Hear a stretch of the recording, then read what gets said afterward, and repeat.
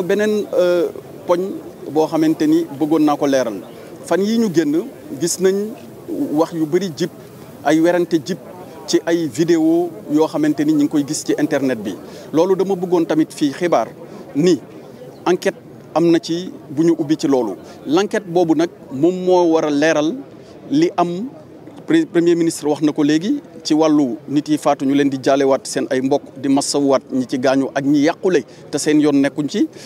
wàllu manifestation yooyu enquête yooyu du yem ci leeral loolu ci wàllu ñi faatu ak ñi gaañu waaye enquête yooyu tamit dina leeral ci lépp loo xamante ni xewoon na ci biir manifestation yi may wax ni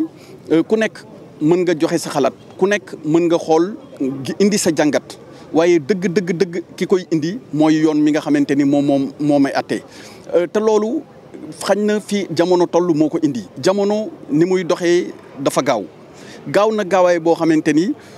lu xew tey mën nañ ko tasaare waaye am nay nit yoo xamante ni mun nañ tamit manipuler information tey boo leen seetloo tey bisu tey bii ñuy waxee man ak yéen soo leen xoolee sur le plan mondial am na réew moo xamante ni xañ na mi ngi werante sax ak beneen réew ci campagne de désinformation bu mu wax ni réew moomu da ko yëkkati jëmale ko ci moom ci ay manipulation information en masse loolu nag moo tax may invité suñu mbokk yëpp suñu compatriotes yëpp sénégalais yëpp ñu ci li ñuy gis ci réseaux sociaux yi ak li ñuy gis ci télé ak ci rajo naam dañuy dem taataan segg wax leen li nga xamante ni moom lañ xalaat ci loolu waaye nañuy tey ci li ñuy gis surtout ci réseaux sociaux yi bala ñu ciy addu wala bala ñuy yaakaar ni nii la demee nañu xaar ba ñi nga xamante ni ñoo ci war a addu wala ñi ko war a saytu atte ko wax ci ñu door ci am suñu gis-gis ak suñu gëm-gëm loolu mooy li nga xamante ni bëggoon naa ko leeral ci biir boobu. rek ci vidéo yi ngay ñëwaat. waaw loolu mooy li ma wax léegi. dafa am bëri na du benn du ñaar du ñetti vidéo ñëpp xam nañ ni tey benn vidéo boo ko jëlee mun nga ko manipuler ñëpp xam nañ ni di nga gis ay vidéo yu ñu coupé dagg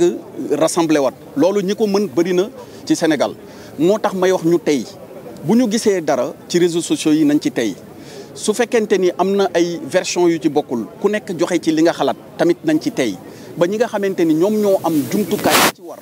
yoon may leen ñu war a attee addu ci loolu ñu bàyyi leen ñu atte addu ci loolu waaye ku deful ndànk di nga réer te ki lay réeral loolu la ci jublu ndaxte xelam xarañ na màcc jëm ci loolu